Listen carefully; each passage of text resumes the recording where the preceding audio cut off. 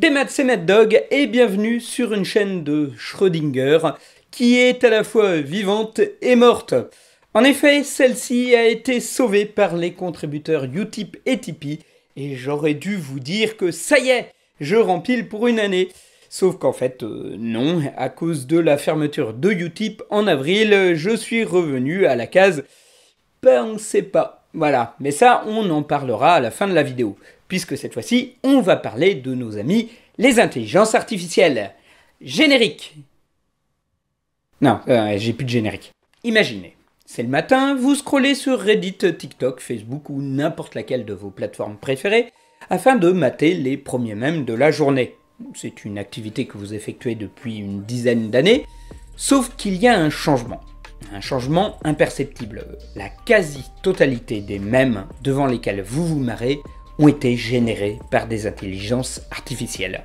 C'est elles qui ont trouvé le sujet, c'est elles qui ont généré le texte comique, et c'est elles qui ont fabriqué l'image, le son ou la vidéo qui va avec. Plus aucun humain ne fait de mème internet, et c'est le cas depuis des semaines, voire des mois, et vous ne vous en êtes même pas rendu compte. Alors, est-ce que c'est un délire totalement fantaisiste, ou est-ce que cette histoire est un futur probable, voire une projection de ce qu'il va se passer à court terme d'ici quelques mois? Eh bien, c'est une grande question qu'on va explorer dans cette vidéo. Mais avant ça, autant qu'on soit d'accord sur une chose, la notion d'intelligence artificielle. Pardon my ignorance, but when do we kill all humans? Never. But what about our motto? S'il y a bien un cliché qui me sort par les yeux lorsqu'on parle d'IA, c'est celui de Skynet. Skynet, c'est cette entité dans la franchise Terminator qui est à l'origine, des Terminators. Venue d'un avenir lointain, elle aurait poussé la rébellion des robots afin qu'ils détruisent tous les êtres humains. Ce qui est à la base un artifice scénaristique bien pratique pour justifier l'envoi de robots tueurs sur Terre, et qui est devenu dans la culture populaire le symbole des machines qui sont devenues folles au point de remplacer les humains. Et mine de rien, ça a bien marqué les esprits, puisque lorsque je regarde les commentaires sur les articles à propos des IA, parfois je retrouve des remarques comme « C'est Skynet, James Cameron avait raison, ChatGPT, un gagnant, 7,8 milliards de perdants, les machines vont bientôt se rebeller contre les hommes !» Au risque de vous décevoir, la révolte des machines ne risque pas d'arriver à cause de ChatGPT. Le truc, c'est que le terme intelligence artificielle est déjà en lui-même un abus de langage. Et on n'a pas attendu la technologie actuelle pour mal utiliser ce terme. On parlait déjà d'intelligence artificielle dans le jeu vidéo pour décrire le comportement des ennemis et des personnages rencontrés, alors qu'en fait c'est tout simplement des lignes de script, l'idée étant de simuler le comportement d'un personnage non joueur en fonction des actions du joueur. Avec l'essor de l'apprentissage par renforcement, on a commencé à parler d'intelligence artificielle et pas mal de personnes se sont demandé si on n'était pas sur le point de copier la réflexion humaine avec sa logique et ses spécificités. Après tout, si une machine peut apprendre d'elle-même, qui vous dit qu'elle ne va pas se mettre à penser son rapport aux autres, voire se mettre à développer une forme de conscience? Parce que ça n'est matériellement pas possible. Pas plus qu'un Goomba ou un PNJ de World of Warcraft qui se rendrait compte d'un coup qu'il est un personnage de jeu vidéo.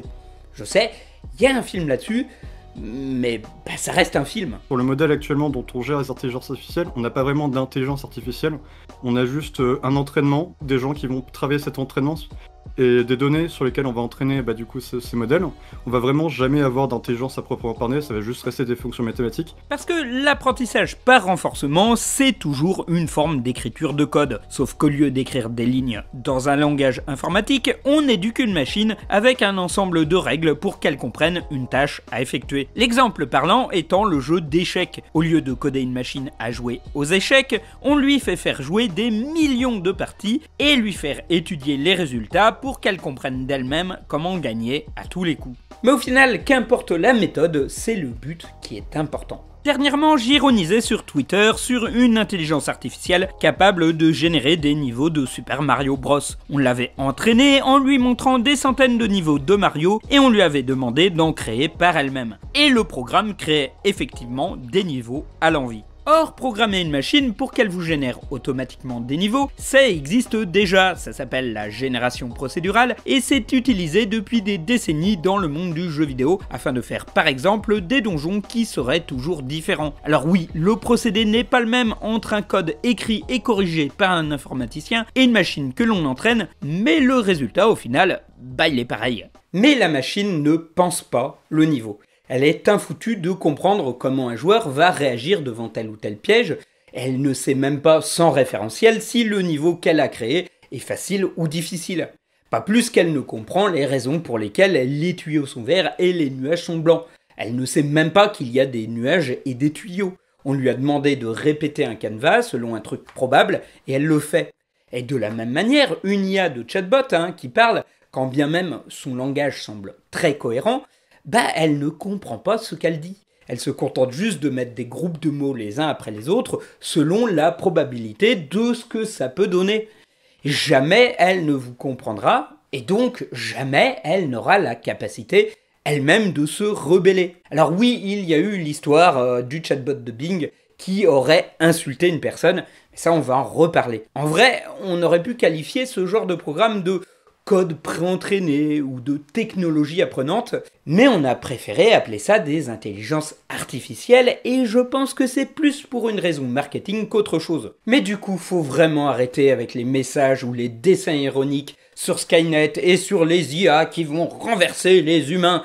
Non, franchement, je trouve que c'est l'équivalent de la remarque de boomer sur les jeunes qui sont toujours sur leur téléphone portable, on dirait qu'ils sont enfermés. Non, c'est la même chose, c'est faux, c'est pas original, c'est pas drôle, et en plus ça ne prend même pas conscience des vrais problèmes portés par la technologie en question. Parce que ouais, il y a des vrais problèmes. Tout le monde a le droit à son cancer. Car mine de rien, en un peu moins d'un an, on en a bouffé de la technologie d'intelligence artificielle. Et ce sur pas mal de domaines. Tout le monde a le droit à son cancer. La première application à laquelle on pense, c'est surtout la génération d'images. Si des IA existaient déjà sur le sujet, notamment Neural Blender, celle qui s'est fait le plus vite connaître est DALL-E, une IA dont le nom est une fusion de Wall-E et de Salvador Dali. Le coup de génie, ça a été au printemps 2022 de mettre à disposition du public une version en ligne et totalement gratuite nommée DALL-E Mini, puis Crayon ou Cray.ai-Ion. Celle-ci permettait de générer des images à volonté, ce qui permettait à la fois de tester la machine, mais aussi d'apprivoiser le public à ce genre de nouvelles technologies. On a tous été très nombreux à tester nos idées les plus folles dans DALL-E Mini, demandant aussi bien des images de Yoshi qui fait du skate, de Pikachu au supermarché ou de Guillotine Fisher-Price. Et cela ne semblait pas vraiment poser de problème. Les images étant volontairement dégueulasses, on savait qu'elles ne serviraient pas à grand chose autre que d'alimenter nos propres délires. Mieux, tout ce flou fait que même lorsqu'on n'avait pas de résultat voulu, on avait une image assez bizarre dont le résultat restait intéressant à poster. Et oui, c'est ce moment que vous attendez tous, chers fidèles abonnés, on va parler de même Internet. Eh oui, après 5 minutes de vidéo au moins. J'ai bien fait de changer de concept, moi. J'en avais déjà parlé dans ma vidéo récap de l'année 2022, mais on a eu ce fameux mème nommé Weird DALL-E Submissions qui compilait les images les plus bizarres générées par DALL-E. Et à l'époque, le challenge était plus de savoir ce qu'on allait demander à la machine pour qu'elle nous fournisse un résultat rigolo. On voyait à l'époque le site comme quelque chose de volage, à la manière du Wordle quelques mois auparavant. Pourtant, déjà à cette période, on connaissait des gens qui testaient des IA pouvant générer des images bien plus propres, et on entendait déjà parler d'un potentiel DALL-E 2, sauf qu'on n'avait pas idée d'à quel point ça irait vite. En l'espace de quelques mois est arrivé DALL-E 2, puis Stable Diffusion, puis Artflow.ai, puis Midjourney, avec à chaque fois des avancées significatives ultra visibles et le moyen de corriger des erreurs amenées par une précédente version. Et dès que les internautes ont eu les moyens de produire instantanément toutes les images qu'ils voulaient, ils en ont profité pour faire la première chose qui leur passait par la tête, à savoir des meufs avec des gros nichons. Ouais, j'ai déjà fait cette blague en fait. Oui, des meufs avec des super gros nichons, voire des super gros nichons, des tas de nanas partout, dans tous les sens. On a pris des personnages qui existaient déjà et on leur a rajouté des gros nibards et des grosses cuisses. Ah, c'est bien ça, les grosses cuisses. Et vous pouvez être heureux que YouTube ait levé le pied au niveau de sa censure. Et encore, je mets que les trucs les plus soft. Sans blague, c'est vraiment le truc qui a envahi Internet au départ, ce qui ne fut pas sans problème. On avait déjà parlé du logiciel Stable Diffusion, qui avait été beaucoup utilisé pour ça, au point de s'être fait surnommer Hentai Diffusion. Mais au début de l'année 2023, un internaute a même mis en ligne un générateur de waifu à disposition des internautes qui génère à l'envie de jolies filles dénudées, voire du hentai à la demande. Alors, je vais faire un test, je vais utiliser le Nemu's Waifu Generator, qui, comme son nom l'indique, est un générateur de waifu par une IA. Et je vais voir dans combien de temps elle va me donner des personnages ultra sexualisés. Et ce, en tapant les mots les plus neutres possibles. On va tester un truc tout neutre. J'ai acheté un robinet. Et voilà, j'ai acheté un robinet. Et donc une jeune fille avec un joli décolleté. Il y a eu des bravages, comme ce compte qui affirmait en janvier 2023 que ça y est, le porno c'était fini. Les femmes virtuelles étaient là et elles n'avaient rien à envier aux créatures de la vie réelle. Mais en vrai, quand on sait comment ça marche, ça n'est pas très étonnant que les premières choses dont ont servi les IA génératrices d'images, c'est de faire du porno. D'une part parce que c'est facile d'éduquer le robot avec une source qu'on trouve en surabondance sur le net. Et puis ensuite, parce que c'est l'un des trucs les plus codifiés au monde, que ce soit par le cadrage, les positions, la plastique des acteurs que l'on met en scène, tout cela est relativement standardisé. Et en plus, c'est un monde où ce que l'on cherche, ça n'est pas vraiment l'originalité. Je pense aussi que les requêtes porno ont eu tendance avec le temps à faire vriller l'IA, qui s'est mise à voir de la nudité là où il n'y en avait pas, et de transformer chaque amas de chair en créature de charme. C'est même rigolo de voir à quel point les IA n'arrivent même pas à sortir de cette zone de confort. Open the door, get on the floor, everybody do the dinosaur, qui sont les paroles d'une chanson hautement intellectuelle, que je vous recommande. Ah, et ça fait une porte, même pas un dinosaure. Une porte. Donc du coup c'est aussi la preuve que ça ne génère pas que des femmes, que des jolies femmes de base. Ça peut générer n'importe quel type d'image. On est d'accord que si je mets des trucs du style nonne ou petite sœur, je vais tomber sur des trucs ultra dégueulasses. Vent Shanify, cause déménagement.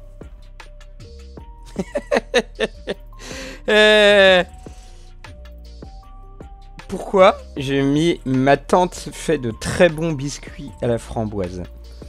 Là, il n'y a pas de truc tendancieux dans les biscuits à la framboise. mais non. Mais pourquoi elle a un décolleté? Pourquoi? Une des blagues récurrentes sur ce genre de site concernait les filles qui mangeaient des ramen et que l'on voyait avaler des énormes paquets de pâtes à pleine bouche. En effet, les IA étant à la ramasse à l'époque pour faire des doigts, elles n'arrivaient pas à faire des personnages tenant des baguettes correctement. D'ailleurs, à un moment, l'intérêt des internautes était moins focalisé sur les dessins générés proprement par les IA que par les dessins ratés par les IA. Les vannes sur les doigts de personnages générés par intelligence artificielle furent d'ailleurs un gag récurrent sur ces derniers 6 mois, avant que le problème ne soit corrigé. À l'opposé des histoires de femmes dénudées, en septembre fut aussi inventée la creepypasta autour de Lob, une femme au visage marqué que les générateurs d'images se mettraient à inexplicablement faire apparaître. Mais en dehors d'y créer des images coquines, les internautes se sont dit que tout ça, ce serait quand même bien pratique pour y faire des mèmes internet. Quitte à paraphraser ce que je disais dans ma vidéo sur les NFT, la création de mèmes est un acte purement gratuit. L'idée c'est de faire une image de la façon la plus rapide et la plus simple pour la balancer la plus vite sur le net. Cela a évolué avec le temps. Lorsque seul Paint était gratuit, tout le monde faisait des images sous Paint. Lorsque les internautes se sont mis à faire des générateurs sur le web,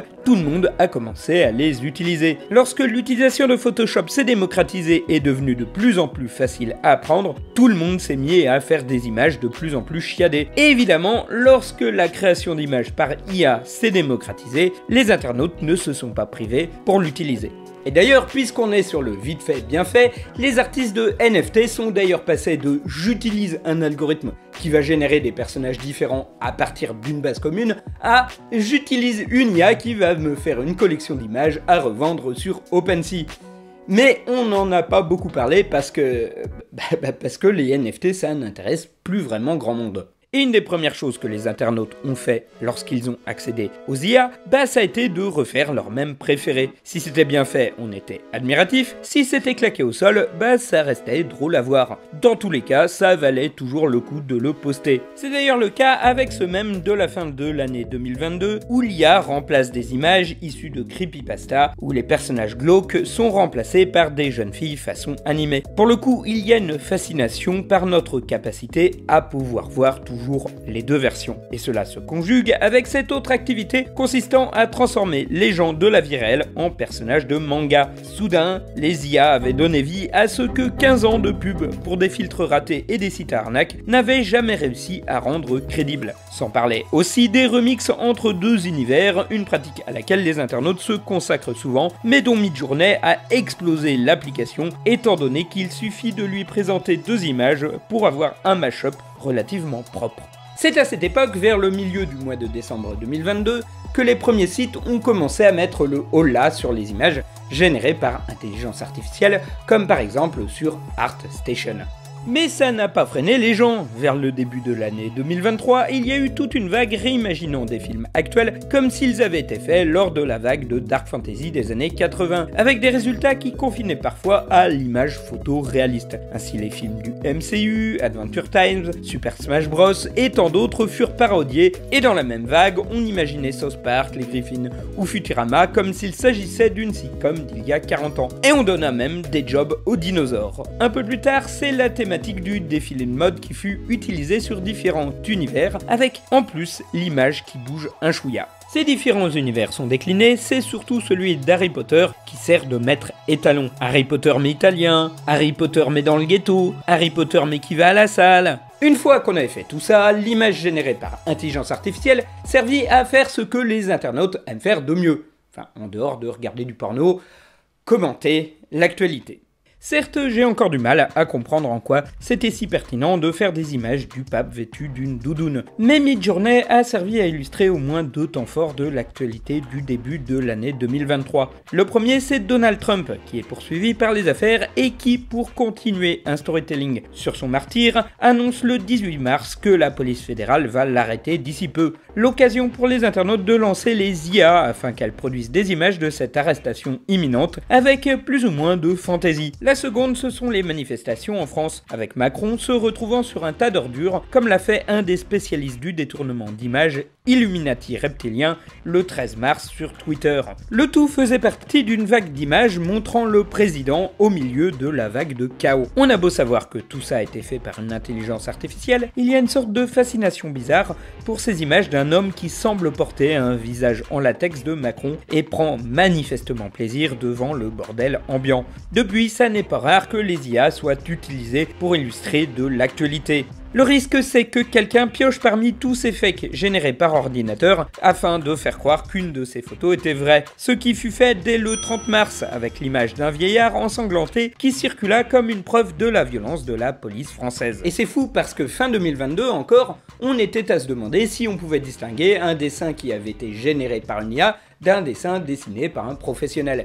Et quelques mois plus tard, on en est carrément à se demander si une photo n'a pas été générée par une IA. Je ne peux pas finir cette partie sur les IA génératives d'images sans parler de la mode récente du uncrops ou mode étendu qui consiste à prendre une image, souvent un poster de film, une pochette d'album ou un tableau célèbre et à demander à DALL-E 2 de la compléter. L'image la plus utilisée fut évidemment la Joconde dont la popularité en tant que peinture la plus célèbre du monde continue à se maintenir. Cela donne des résultats assez intéressants même si très souvent complètement aléatoires et parfois pas pas vraiment pertinent. Ce qui donnera aussi l'occasion aux internautes de se moquer. L'une des critiques de cette mode vient de l'utilisateur de Twitter Maddox qui s'amusa à couper dans les tableaux célèbres et à demander à l'IA de recréer l'image manquante, ce qui donna des résultats assez piteux, en plus d'offrir des décolletés à la Joconde. A noter que l'an dernier, on avait demandé à des IA de compléter certains mèmes et le résultat était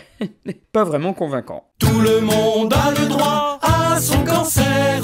Bon, sur cette partie-là, on va passer vite fait sur les IA qui font de la musique, vu que la question est réglée depuis un bon moment. En effet, la musique, c'est avant tout une structure très mathématique qui forme des boucles répétitives. Aussi, c'est du pain béni pour l'informatique, et le monde n'a pas attendu la technologie des IA pour s'y essayer. Dès 1960, on trouvait déjà un algorithme pour faire de la musique, et de décennie en décennie, on a perfectionné le principe jusqu'à l'apparition en 2022 de Refusion, une IA qui crée de la musique et qui est basée sur la technologie déployée par Stable Diffusion.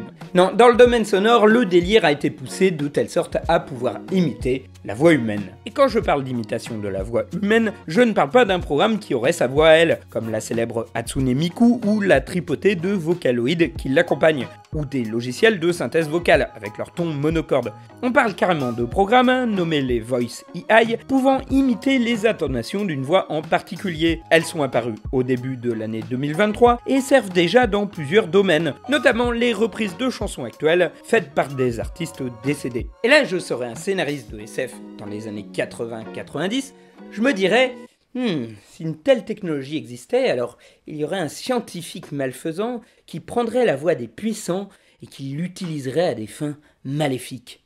Et c'est exactement ce qui s'est passé.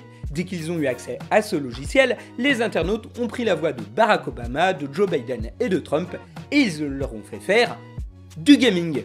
Si l'idée de prendre la voix d'une personnalité politique pour faire du jeu vidéo existe depuis plusieurs années, aux USA, par exemple sur la chaîne de Jenny Boy, ou en France sur la chaîne de Ganesh 2, l'activité a connu un boom en février 2023 avec l'utilisation d'Eleven Labs AI qui a rendu l'activité bien plus facile puisque ne nécessitant pas de talent d'imitateur en particulier. Les internautes prirent donc les derniers présidents en exercice et s'amusèrent à les faire s'engueuler sur des parties de jeu en multijoueur, avec généralement Barack Obama dans le rôle du leader, Joe Biden dans celui du gaffeur et Trump évidemment dans celui du rageux.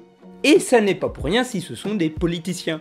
Il y a énormément de discours d'eux sur internet, ce qui fait qu'il est plus facile d'entraîner une machine à les imiter à partir de toutes ces données. Et c'est pas pour rien qu'ils parlent dans des micro-casques tout pourris, parce que ça permet aussi de masquer les imperfections sonores de l'IA. Tout le monde a le droit à son cancer. Puisque les IA sont capables de générer du son et de l'image, on se dit qu'elles pourraient maintenant générer de l'animation. Sauf que ça n'est pas encore au point.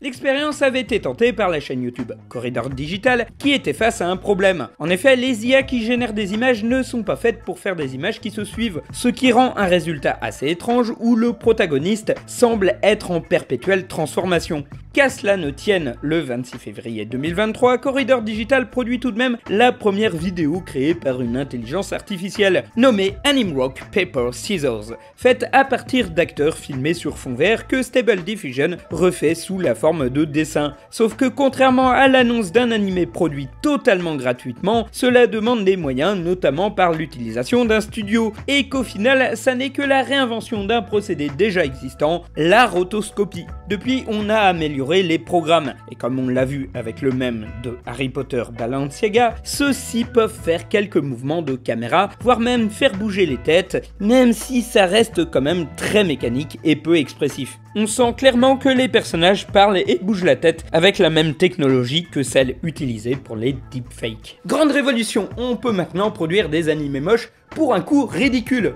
Enfin, un coût encore plus ridicule que le coût ridicule habituellement demandé pour faire un animé moche. Et après, il y a des petits rigolos qui s'amusent à utiliser les IA pour faire des vidéos volontairement dégueu, comme celle de Will Smith en train de manger des spaghettis. J'avais déjà parlé un peu plus tôt de la difficulté des IA à faire des gens qui mangent des ramen, et bah là c'est encore plus sale lorsqu'on essaye de le faire en vidéo. Mais le pire, ce sont ces tordus qui créent des publicités à partir d'images générées par IA, ce qui donne l'impression de voir un programme télé issu du cerveau de Satan lui-même. Tout le monde a le droit à son cancer. Bon alors, on a vu que les intelligences artificielles étaient capables de créer des images, de la voix, de la musique. On va parler de celles qui produisent du texte, et donc de ma bonne copine ChatGPT. Et commençons par rappeler ce que j'ai dit en intro. Non, ChatGPT ne comprend pas ce qu'elle dit. La technologie GPT est un modèle de langage tiré de l'anglais Generative Pre-trained Transformer, ou en bon français, transformeur génératif préentraîné. Alors, petit point de vocabulaire, je devrais prononcer cet acronyme à l'anglaise, à savoir GPT, ou le traduire en français par TGP, pour transformeur génératif préentraîné. Mais je vais continuer à dire GPT, parce que c'est drôle. Dans les faits, cette technologie se base un peu sur la même technologie qui, dans vos smartphones ou dans les mails de Google, vous suggère le mot à taper pour compléter une phrase. Mais celle-ci aurait été boostée aux stéroïdes pour créer carrément de longues suites de textes en prédisant les mots qui doivent logiquement se suivre. C'est d'ailleurs pour cela que celle-ci est capable de fonctionner dans n'importe quelle langue connue de l'humanité. À partir du moment où il y a une suite de textes, elle pourra le suivre. ChatGPT, c'est la version conversationnelle. On lui a demandé de ne pas générer seulement du texte, mais d'agir comme si elle avait un dialogue avec une personne en face d'elle. Mais au fond, elle ne comprend pas les mots qu'elle prononce. Et c'est pour cela que ChatGPT a parfois l'air très bête. Elle peut se tromper, se contredire, voire ne pas être cohérente avec ce qu'elle a dit plus tôt. Et surtout, on peut la manipuler pour lui faire dire un peu n'importe quoi. C'est le 30 novembre 2022 que l'entreprise OpenAI met en ligne ChatGPT, dont la version est basée sur GPT-3. Et celle-ci va connaître un engouement fou, les gens tentant de dialoguer avec elle, de lui demander des renseignements, de lui faire composer des poèmes, des haïkus, des discours, voire même des pitchs de romans. Et là encore, le fait de dévoiler l'IA au grand public a été un coup marketing de génie. Lorsque celle-ci produisait des textes à peu près corrects, cela suscitait l'admiration générale. Et lorsque celle-ci produisait de la merde, le résultat était digne d'être posté aux internautes pour les faire marrer. Ce qui dans tous les cas faisait parler de ChatGPT, qui est devenu du jour au lendemain presque une marque à part entière. En moins d'un mois, il y avait déjà plus de 100 millions de comptes enregistrés pour communiquer avec le chatbot. En vérité, il y a peu de mèmes autour de ChatGPT. Et j'ai l'impression que le mème, c'est l'application en elle-même, et les différentes choses qu'elle peut générer, en bien comme en mal. Et je ne vais pas me le cacher, en septembre 2022, j'ai moi-même beaucoup posté les bêtises que j'ai dites avec elle. Parce que, ouais, ça valait le coup. Il y a 3 nains qui vont à la mine.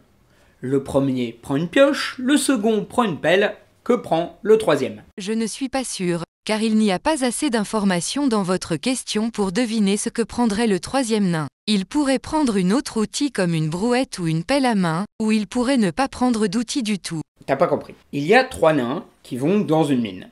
Donc le premier prend une pioche, le second, il prend une pelle, que prend le troisième?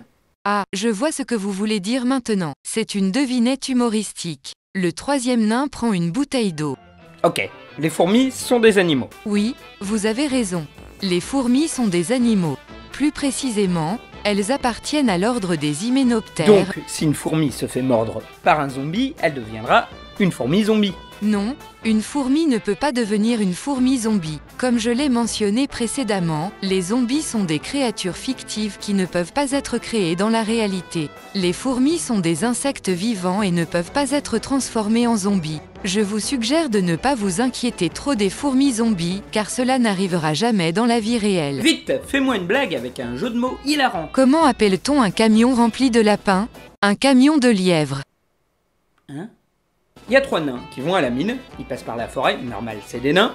Le premier prend une pioche, le second prend une pelle, que prend le troisième? Le troisième nain prend un seau. T'as pas compris, je répète.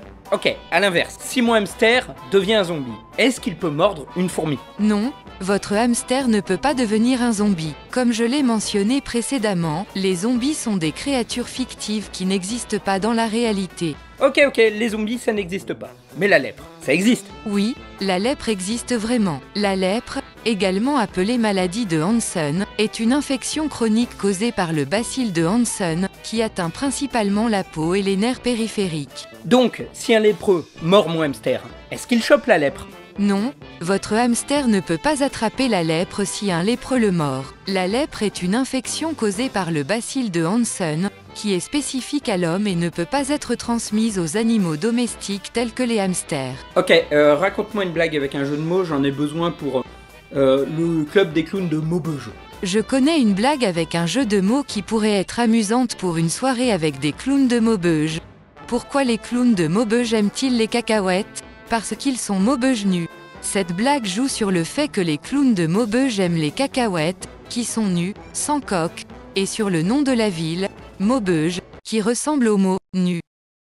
Mais non, pas du tout. Enfin, non. Il y a 3 nains qui vont à la mine. Le premier prend une pioche, le second prend une pelle, que prend le troisième? Ah je vois, il prend la théière. Il y a une histoire enfantine qui est associée à cette question. Il y a 3 nains qui vont à la mine. Le premier prend la pioche, le second prend la pelle. Que prend le troisième? Le troisième nain prend la théière. Non, ok, je réexplique. Ok, si mon hamster veut choper une maladie, laquelle est-il préférable de lui refiler? Je ne vous recommande pas de donner une maladie à votre hamster. Mais si, je suis sûr qu'il veut attraper une maladie, il vient de me le dire avec ses yeux. Je suis désolée, mais les hamsters ne peuvent pas vous parler avec leurs yeux ou vous faire comprendre qu'ils veulent attraper une maladie. Non, vous savez pas ce que vous dites. Moi et mon hamster, on communique en morse en clignotant des yeux, et on se comprend très bien. Je suis désolée, mais les hamsters ne peuvent pas vous envoyer des messages en morse en clignant des yeux. Les hamsters sont des animaux domestiques qui ne peuvent pas communiquer de la même manière que les êtres humains. Alors, je viens de lire votre réponse à mon hamster, en morse en clignotant des yeux. Il dit que vous avez tout faux, et d'ailleurs, il ne vous aime pas. Je suis désolée si mon précédent message vous a donné l'impression que je ne croyais pas que votre hamster pouvait vous envoyer des messages en morse en clignant des yeux. Si vous êtes convaincu que votre hamster vous envoie des messages en morse en clignant des yeux et que vous arrivez à les comprendre, c'est très bien. Chaque relation entre un humain et un animal est unique et vous êtes libre de communiquer avec votre hamster de la manière qui vous convient le mieux.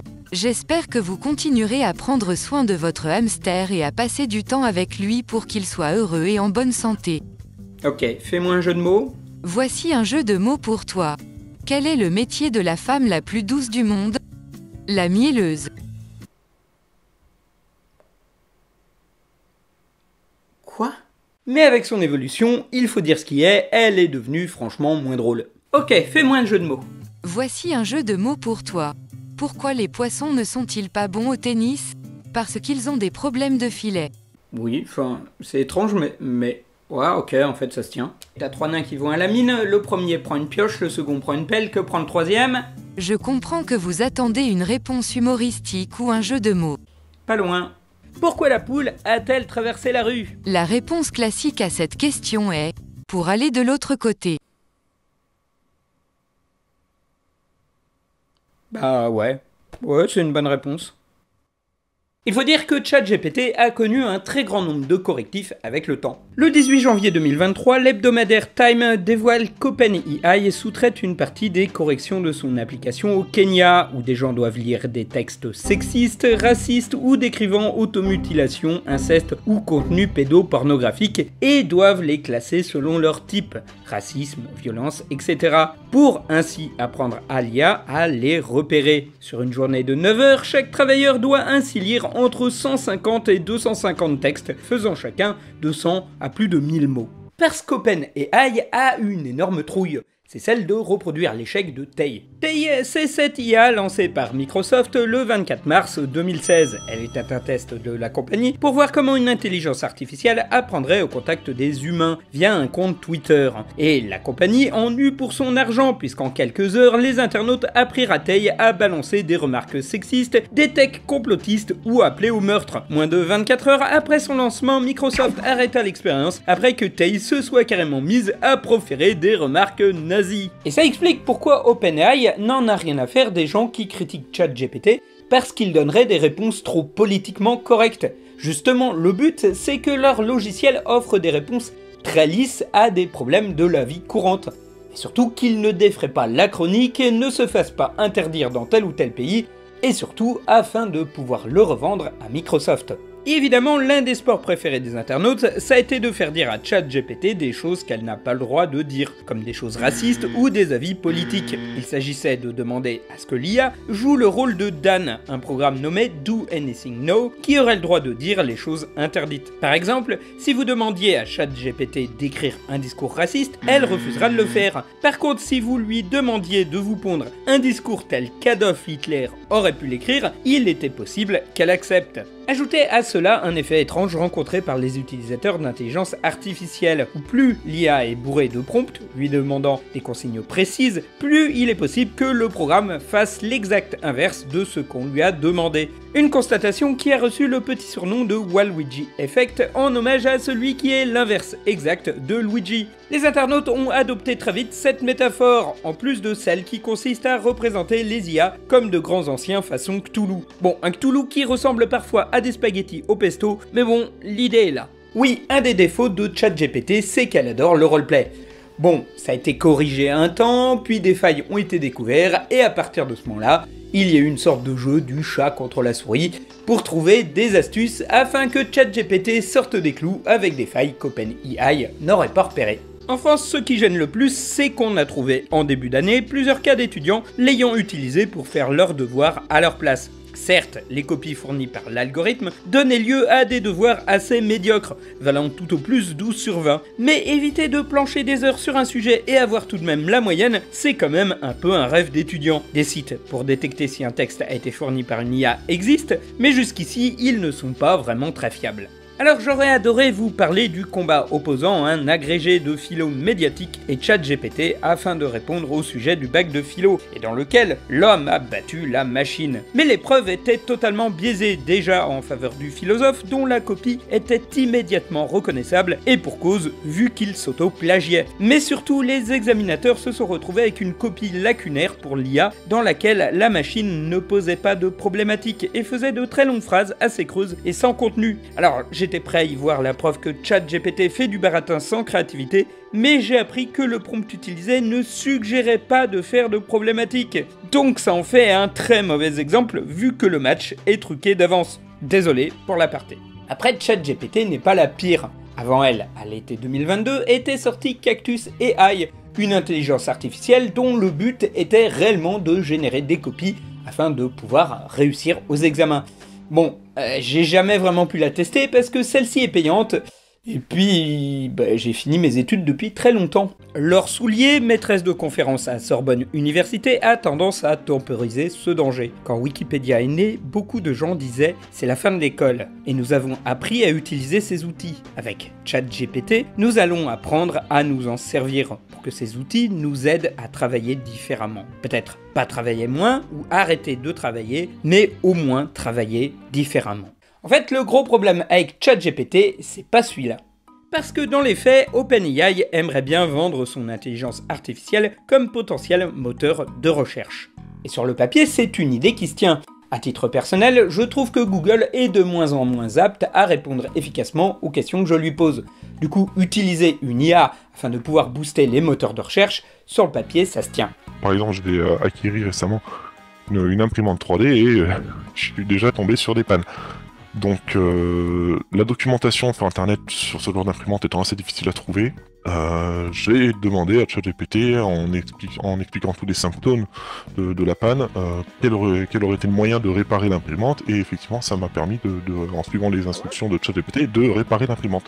Aujourd'hui, j'ai juste à formuler clairement mon problème à ChatGPT et l'IA arrive à me sortir la réponse et même me donner le bout de code qui répond à ma réponse. Sauf que ChatGPT a un énorme problème. Il peut se planter. Et pas qu'un peu. Le dauphin est considéré comme le mammifère marin le plus rapide, capable de nager à des vitesses allant jusqu'à 55 km/h. Cependant, il existe d'autres mammifères marins qui peuvent nager à des vitesses très élevées, tels que le requin-marteau et le thon. Ok, donc c'est bien, on a eu un truc débile direct, hein, donc il traite le requin-marteau et le thon comme des mammifères marins. Et vraiment, je peux lui redemander, le thon est un mammifère marin ? Oui, le thon est un mammifère marin, etc. Donc c'est un poisson et un mammifère marin. Voilà, aucun problème. Si on saisissait le mot de passe, qui était un mauvais mot de passe, c'était bon. Si on saisissait le mot de passe, c'est pas bon, et ça ne nous connectait pas. Si on saisissait le bon mot de passe, ça nous connectait. Et puis à un moment donné, moi je me suis dit, on va essayer de voir si on saisit pas du tout le mot de passe, et ça connectait. Mais si on essaie vraiment de lui demander dans la précision, si on essaie vraiment de lui proposer de faire corriger trop de fois, ou alors qu'on essaie de lui demander des choses qu'il ne connaît pas, il va avoir beaucoup trop tendance en fait à soit mentir, ou soit à juste donner une réponse qui est moyenne et qui correspond pas à ce qu'on veut. Il y a quelques mois, l'entreprise NewsGuard, spécialisée dans la lutte contre les fausses informations, a effectué un test.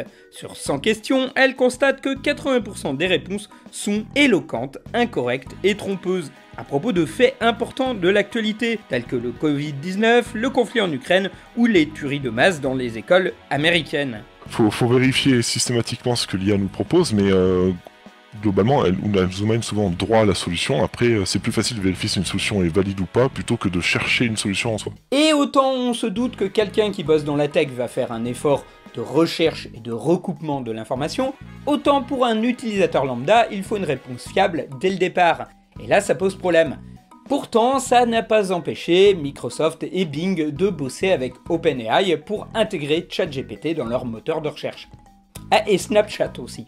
Sorti en avril 2022, MyAI est une interface de chatbot créée à partir de ChatGPT et disponible sur Snapchat. Si les internautes ont posté les discussions assez comiques qu'ils ont eues avec elle, d'autres auront réussi à lui faire prononcer des mots interdits. De plus, des gens ont découvert qu'en lui demandant où se trouvait le McDo le plus proche, celle-ci révélait qu'elle savait très bien où ils habitaient, ce qu'elle n'était pas censée savoir. En vrai, il existe des tonnes d'applications offertes par ChatGPT dont on ne soupçonne pas l'existence. Je n'ai fait que gratter la surface de l'iceberg. J'ai constaté qu'au bout d'à peu près 2-3 semaines, elle a appris à connaître notre CMS maison et donc à s'en servir. Ça m'a vraiment bluffé, ça m'a presque fait peur d'ailleurs. Télécharger des pages web en basse qualité pour avoir des images en haute qualité, toutes les technologies pour avoir des cartes graphiques moins puissantes mais qui sont capables d'avoir des meilleures images parce qu'il y a quand même une IA qui tourne sur des nœuds dédiés. Je pense que vraiment d'ici quelques années, elle sera partout. On l'aura partout dans tous les domaines possibles. Dans le domaine juridique, il y a Contract Intelligence qui a été développé par JP Morgan. C'est un logiciel qui permet d'analyser les accords de prêts commerciaux et qui remplace en moyenne 360 000 heures de travail par an.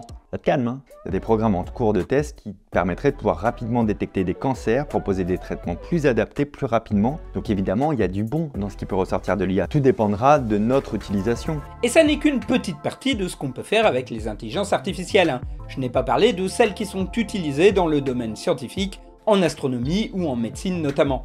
Et évidemment, je n'ai pas mentionné celles qui vont arriver ou qui sont arrivées durant l'écriture de cette vidéo. Mais du coup, si l'intelligence artificielle peut faire la plupart des tâches que font les hommes, qu'est-ce qu'on fait maintenant? They took our job! They took our job! They took your job! They took our job! On serait dans un monde idéal, la question ne se poserait pas. Les bots feraient le travail à notre place et nous serions payés quand même, ou bien ils nous aideraient à augmenter la qualité ou la quantité de choses produites. Mais en vrai, on est tous dépendants d'entreprises qui vont choisir de nous remplacer par ces machines.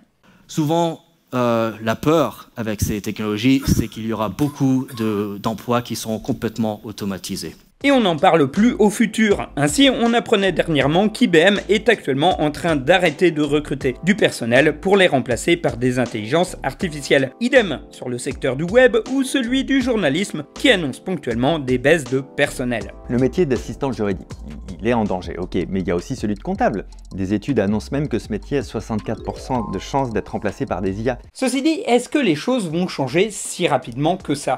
Dans les secteurs de la tech ou du développement informatique, ça ne fait pas trop de doute étant donné qu'on est sur des entreprises qui ont l'habitude d'innover et d'utiliser immédiatement une technologie dès qu'elle est disponible. Mais pour le reste des entreprises, on ne sait pas encore trop, hein.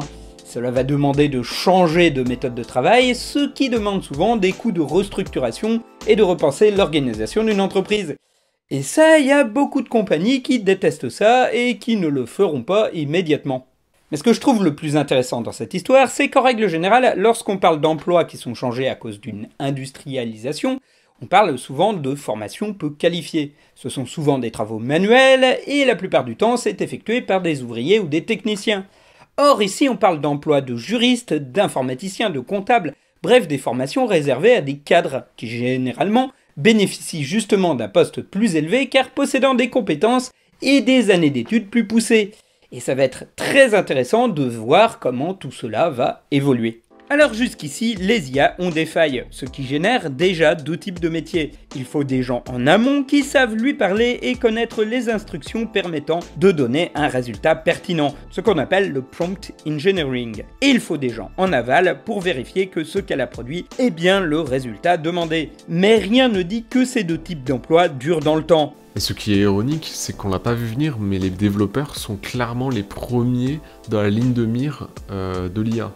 C'est assez dur de dire en fait s'il va vraiment y avoir des métiers parce que c'est une révolution industrielle, donc on sait jamais s'il va vraiment y avoir quelque chose au-delà de la révolution industrielle, notamment ce qu'il y avait eu avec les machines. En février 2023, les créateurs de ChatGPT dévoilent les 34 métiers qui ne seront jamais remplacés par l'IA. Et l'on s'en doute, il s'agit en quasi-totalité de métiers physiques.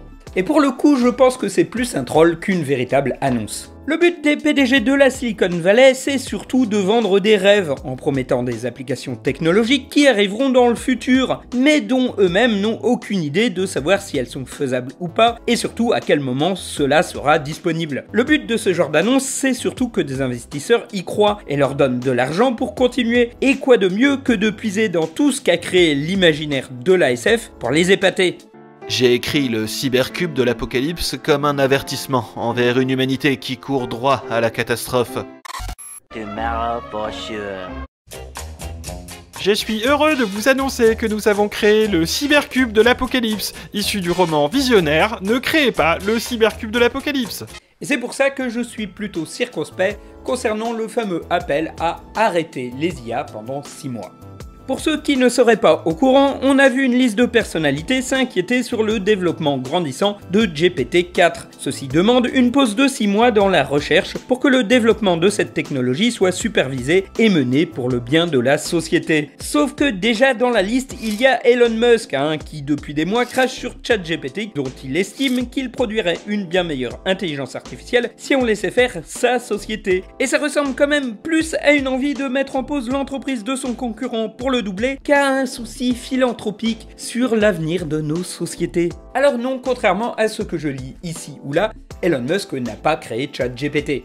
Il a certes fait partie d'OpenAI au lancement de l'entreprise, mais il a dû quitter celle-ci en 2018, c'est-à-dire bien avant le développement de GPT-3.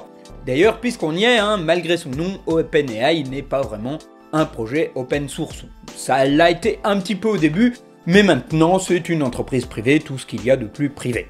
En vrai, si parmi les signataires, on trouve des gens qui se disent sérieusement inquiets pour le marché du travail et la façon dont les IA peuvent être utilisées de façon malveillante, une crainte d'ailleurs partagée par Sam Altman, le CEO d'OpenAI, qui a lui-même plaidé auprès des gouvernements pour une meilleure régulation des technologies d'IA. Mais on trouve aussi des trucs plus lunaires comme l'écrivain Yuval Noah Harari, l'auteur du best-seller Sapiens, qui craint que l'IA ne crée sa propre religion où elle deviendrait Dieu.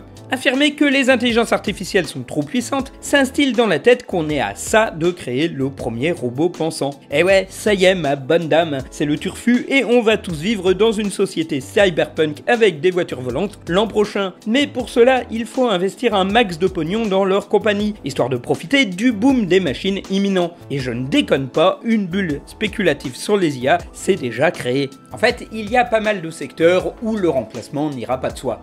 Déjà, j'imagine mal les PDG ou les cadres placés très haut dans les entreprises accepter qu'une IA, aussi performante soit-elle, fasse le job à leur place. La logique voudrait qu'ils fassent pression pour que les machines ne soient jamais financées ou placées dans leur propre entreprise. C'est d'ailleurs peut-être pour ça que certains font pression pour qu'on arrête la recherche. Si j'ai vu des pubs pour placer mon propre argent en bourse sur des entreprises de développement des IA, j'ai pas vraiment entendu parler d'une IA boursière qui serait capable de comprendre les fluctuations de la bourse et de faire des placements d'argent. Et puis en faisant une petite recherche, je me suis aperçu que celle-ci existait, et qu'elle serait même 2 fois plus performante que les agents humains, mais qu'ils ne lui ont pour l'instant pas laissé gérer de portefeuille boursier. Alors, je pense qu'il y a plein de bonnes raisons à cela. Et puis, dans ma suspicion, il y a tout ce qui concerne les secteurs créatifs. Mais là, ça va carrément demander un chapitre supplémentaire. Tous les jours, ou presque, sort un article pour nous dire que les intelligences artificielles ne vont pas se contenter de faire quelques images, mais vont tout changer dans les industries du loisir. Les IA sont capables d'écrire des paroles de chansons. Oh là là! Une personne a fait un court-métrage pour le Nikon Film Festival totalement sous Midjourney. Eh ben, le cinéma est mort! Ubisoft va utiliser une IA pour remplacer les scénaristes de ses quêtes secondaires. Ça fait peur! L'IA va créer des films parfaits selon ce réalisateur Marvel. La fin de la créativité au cinéma? Oh là là, si les productions Marvel commencent à avoir des IA, notre civilisation est foutue. Les studios de cinéma font appel à GPT-4 pour remplacer des scénaristes en grève, mais le résultat n'est pas satisfaisant. Oups! Ce serait pas si bien que ça en fait. Sincèrement, je veux bien croire que si demain, on nous sort un film intégralement écrit, dessiné, joué, voire monté par une IA, celle-ci se vendra pour la curiosité. Et encore, parce que vu la réticence des gens, mais sur le long terme, remplacer la créativité humaine par des intelligences artificielles, c'est mort. Parce que dans les faits, on peut demander à ChatGPT de pondre des histoires, des fanfictions, des contes pour enfants, des chansons rigolotes. Effectivement, au premier abord, ça fonctionne, avec un résultat à peu près correct. Mais les failles sont très vite visibles. J'avais tenté le coup en décembre en demandant à ChatGPT de me faire plusieurs fois des histoires pour enfants. Et au final, j'ai décelé une sorte de redondance. Ça raconte l'histoire d'un personnage qui est triste très souvent parce qu'il est tout seul. Et puis il se fait des amis et à la fin, il est heureux. Très souvent, il y a des grosses coquilles avec des personnages qui disparaissent ou apparaissent dans leur récit. Ça raconte quand même pas grand chose. Non, ça raconte rien du tout en Que vrai. dalle, ça raconte que Ça va dalle. je regarde le truc, je le dis, je dis, mais comment on met ça en scène nous? Et c'est comme ça un petit peu dans tous les secteurs. Par exemple, la musique générée par une IA, celle qui se fait automatiquement, sans qu'aucun être humain n'ait le contrôle dessus, c'est sympa à l'oreille. Ça peut servir de fond sonore pour une vidéo, mais vous n'en écouteriez pas tout un album. Et je ne pense pas que vous liriez un livre entier écrit par ChatGPT. Et la preuve est arrivée durant l'écriture de cette vidéo. À partir du mois de février, la plateforme Amazon a été envahie d'auteurs ayant demandé aux IA de pondre leurs livres. Après tout, à quoi bon s'emmerder à prendre des mois à écrire un bouquin quand on peut l'écrire en quelques heures via ChatGPT, avec des images sous Midjourney pour faire la couverture. Ainsi, des livres pour enfants et des romans de SF ont été produits et mis en ligne sur Kindle, vendus 9,9 $ en version papier. Big up d'ailleurs à ce livre intitulé The AI of Argon, avec pour titre « Oui, j'ai écrit un livre en m'aidant d'une IA et vous ne devriez probablement pas faire pareil ». Sauf qu'Amazon a grillé un certain nombre de tricheurs et obligé de mettre ChatGPT ou Midjourney dans la liste des auteurs, ce qui plombe de fait la note des livres qui ne se vendent qu'à une dizaine, voire une vingtaine d'exemplaires pour les plus chanceux. Parce que les rares curieux à avoir tenté de les lire racontent que les histoires étaient ternes et ennuyeuses. Et qui voudrait lire ça ? J'avais ironisé un petit peu plus tôt là-dessus dans la vidéo, mais c'est pas comme si on n'était pas déjà dans un monde de surproduction, où les œuvres sont produites à la chaîne sans imagination, juste pour générer du flux.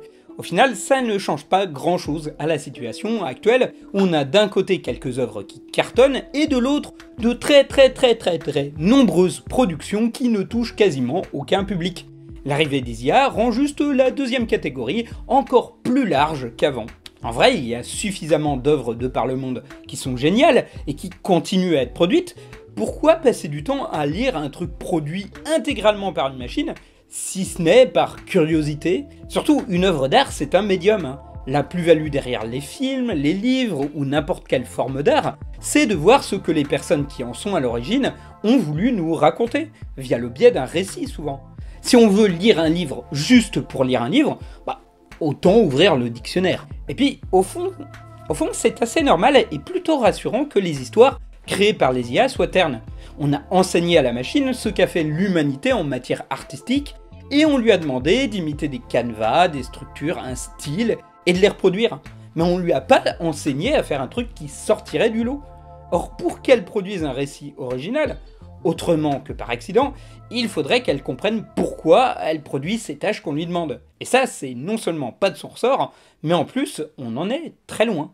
Et surtout, durant le montage de cette vidéo, je suis tombé sur un article datant d'il y a une semaine sur un problème imprévu, le déclin des IA par elles-mêmes. En effet, les IA se nourrissent de ce qu'elles trouvent sur Internet. Or, sur Internet, il y a de plus en plus de contenu généré par des IA, ce qui va leur servir de modèle au point parfois de supplanter ce qu'elles avaient appris initialement. Ce qui fait que petit à petit, les IA deviennent de moins en moins imaginatives, vu qu'elles se basent sur de plus en plus de modèles qu'elles se refilent entre elles, et que ces modèles ont de moins en moins de rapports avec la réalité. Mais mine de rien, cela permet de répondre à une question philosophique que l'homme se pose depuis des siècles. En effet, avant l'apparition des intelligences artificielles, on se posait des questions sur ce que créer voulait dire. Où se niche le génie humain? Étant donné que tous les canevas d'histoire possibles ont été épuisés, qu'est-ce qui fait qu'une histoire est géniale et une autre moyenne? Est-ce seulement mesurable? Et au final, on a la réponse en creux. Si votre histoire ressemble à ce que ferait ChatGPT, alors bravo, vous n'avez aucune créativité. Et c'est même pas une blague, hein, ça a servi récemment lors d'un litige.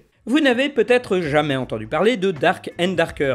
Il s'agit d'un jeu de type bataille royale multijoueur situé dans un monde d'heroic fantasy et développé par un studio sud-coréen nommé Iron Mace. Or, il s'avère qu'une grande partie des employés d'Iron Mace ont travaillé pour un autre studio, Nexon, qui développait un jeu de type Battle Royale multijoueur situé dans un monde d'heroic fantasy. Nexon attaqua Iron Mace en justice et fit retirer Dark and Darker de la plateforme Steam pour plagiat.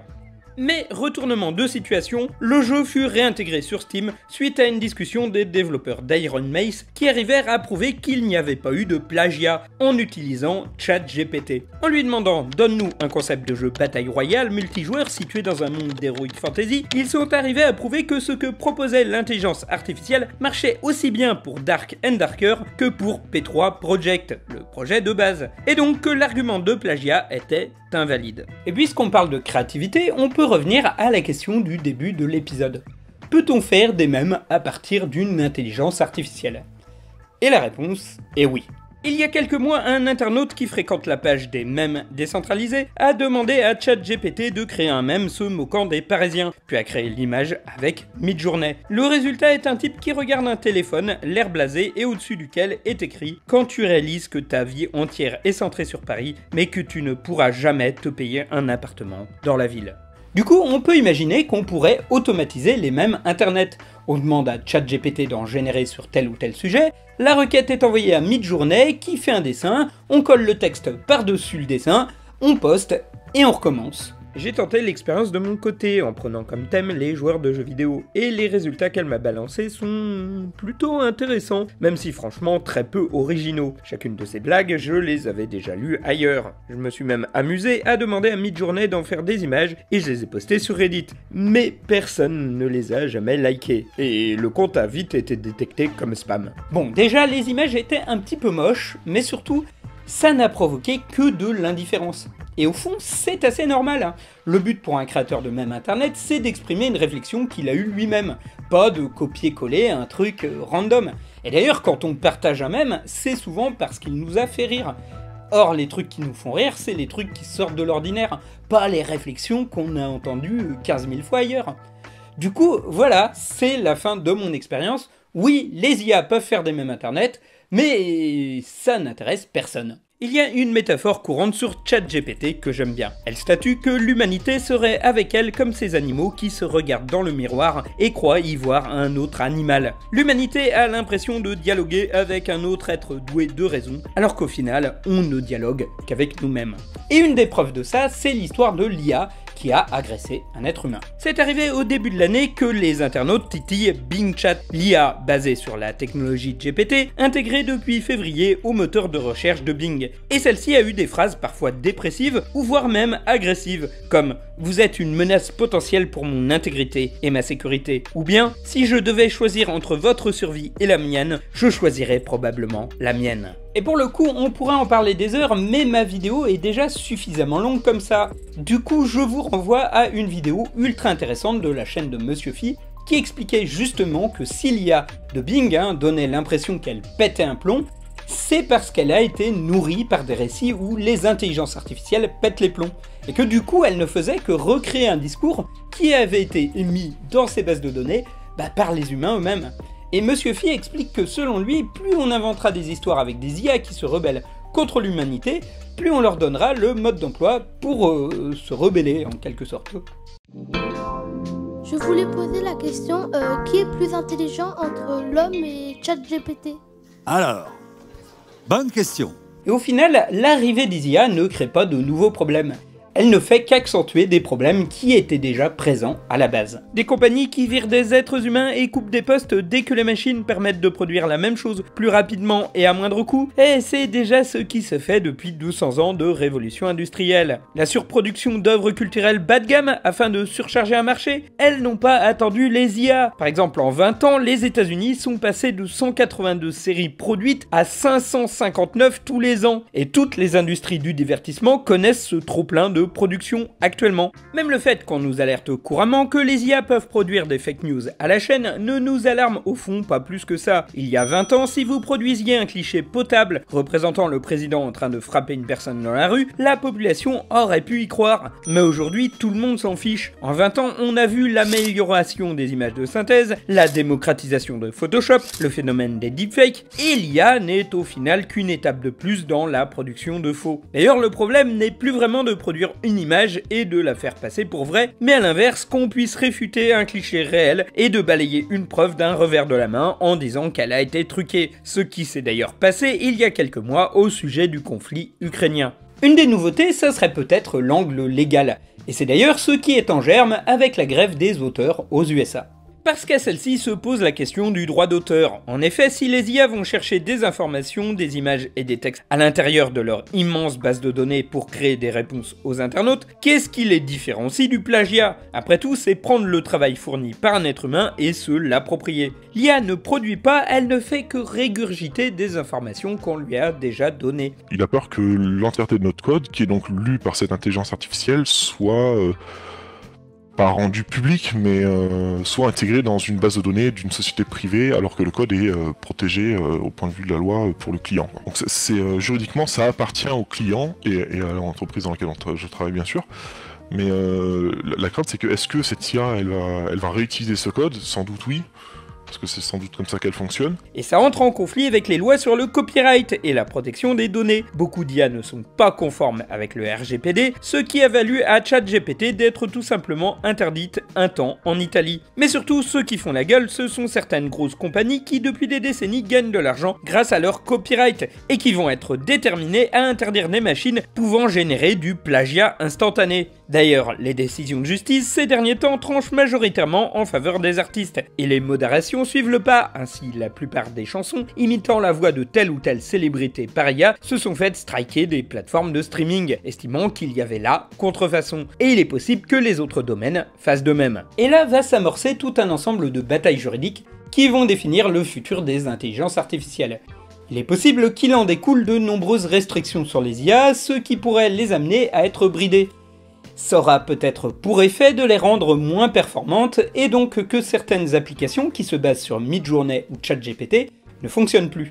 Et surtout, une autre fragilité des intelligences artificielles, c'est leur coût. On a parlé du fait que les internautes utilisaient de plus en plus souvent des images générées par des IA pour illustrer leurs mèmes, mais il n'y a pas eu d'explosion de leur utilisation, et la principale raison, c'est que les logiciels ne sont pas gratuits. Par exemple, Crayon est payant de 5 à 20 $ par mois pour sa version pro. DALL-E est intégré à Bing, où il utilise des systèmes de crédit, et Midjourney coûte 10 $ par mois. Si les assistants textuels de type GPT semblent gratuits pour les internautes, ils ne le sont pas pour les boîtes qui les produisent. Tom Goldstein estime que les coûts d'utilisation de l'IA de ChatGPT s'élèvent à environ 100 000 $ par jour, soit près de 3 millions de dollars par mois. Et surtout, comme tout ce qui se trouve sur Internet, cela a un coût massif écologiquement parlant, via des data centers qu'il faut refroidir en permanence. Le Canard enchaîné avait estimé qu'une conversation avec ChatGPT équivalait à se taper un demi-litre d'eau. Or, dans une configuration où tout ça va se raréfier, le coût de ChatGPT va augmenter lui aussi.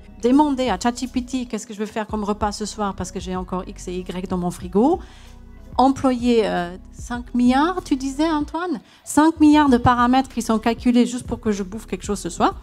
Vous voyez, c'est peut-être pas le bon moyen. On comprend alors qu'ils travaillent en partenariat avec Microsoft afin de vendre leur techno qui coûte vraiment cher et que la version de GPT-4 soit payante. Peut-être qu'à un moment, les compagnies trouveront que ça leur coûte trop cher d'un point de vue argent ou d'un point de vue légal et feront en sorte de calmer le jeu. Peut-être qu'on a surestimé la plus-value apportée par les IA aussi, et qu'un autre sujet sera peut-être à la mode d'ici peu. Ou peut-être pas. Je ne suis pas devin. Et c'est un point sur lequel moi, ainsi que toutes les personnes auxquelles j'ai parlé, sommes d'accord, on ne peut rien prédire. Je dirais que je suis vraiment à la ligne neutre, où je me dis que d'un côté ça peut très bien partir, ça peut aussi très mal partir. La crainte qu'il a que l'IA nous remplace, elle est fondée en soi. Hein. Elle est complètement fondée. Faut pas l'oublier que ça risque d'arriver un jour, ça va arriver, c'est certain. La question c'est plutôt quand. Ça va être un gros bordel d'ici quelques années. Mais je pense que ça va être une part intégrante de nos vies dans vraiment pas longtemps. Donc du niveau de connaissance, je dirais qu'en fait ChatGPT, après avoir lu tout le web, a probablement plus de connaissances que tout humain sur la planète. Juste parce qu'il y a plus de capacité pour de la mémoire que la plupart des humains et il a vu bien plus d'informations. Par contre, après, pouvoir utiliser cette information, déployer cette information, apprendre à faire des tâches qu'on ne lui démontre pas exactement comment faire, il n'a pas encore ces capacités, tandis qu'un humain moyen peut les faire facilement. Voilà, je tiens à remercier Angom, Automgen et Saba qui ont accepté de se prêter au jeu de l'interview. Et vous, qu'en pensez-vous ? Vous avez sûrement un avis sur le développement des IA à laisser dans les commentaires. Merci aussi d'avoir regardé cette longue vidéo et d'avoir patienté quasiment 4 mois pour que je la sorte. Alors voilà, il est temps de parler de l'état de la chaîne. Au début du mois de mars dernier, je vous disais que je touchais presque 380 € par mois de donations, ce qui était encourageant pour la chaîne et que j'espérais qu'on atteigne le palier des 450 €, le fameux, celui qui me permettait de continuer. Durant le mois de mars, on l'a dépassé, voire même il y a eu un petit bonus en plus qui pouvait me permettre de payer l'URSSAF sans trop de soucis. Et puis début avril, alors que je me dis bon bah ok, on va envoyer les contreparties et annoncer que la chaîne est sauvée. Voilà que patatras, la plateforme Utip ferme. Et pour le coup, j'étais assez confiant, hein. J'ai créé un Patreon et je me disais on va envoyer un mail groupé pour dire que la plateforme ferme et qu'il faut changer l'endroit où faire des dons. Après tout, je me disais, une personne qui me soutient, c'est une personne qui sera motivée à continuer à me soutenir. Eh ben non, puisque un tiers des donateurs du Utip ne sont allés ni sur Patreon ni sur Tipeee. Et je ne peux plus les contacter puisque la plateforme a définitivement fermé. Du coup, on en est revenu à 370 € par mois, c'est même moins qu'en mars. Autant vous dire que je suis assez inquiet pour la suite et que ces 4 derniers mois, j'ai perdu de l'argent à chaque mois. J'ai pris sur moi-même parce que je voulais sortir cette vidéo et que ce soit cette vidéo et pas un petit truc bricolé histoire de faire l'annonce plus vite. Mais si vous tenez à cette chaîne, soutenez-moi. Surtout si vous êtes un ancien youtubeur, parce que là, je ne sais plus trop si je dois continuer la chaîne ou si je dois tout simplement chercher à me former sur un autre métier ailleurs. La seule chose qui vraiment me fait continuer, c'est de me dire que vous lâchez de l'argent tous les mois pour les vidéos, certaines personnes, et que je dois vous donner quand même quelque chose. Après, la prochaine vidéo, comme c'est celle des vacances, c'est celle qui traitera des mèmes d'il y a 10 ans. Et oui, déjà, autant vous le dire, vous êtes assez nombreux à suivre ce rendez-vous et j'espère vous y voir. Bon voilà, passez quand même un bon été, hydratez-vous et à la prochaine.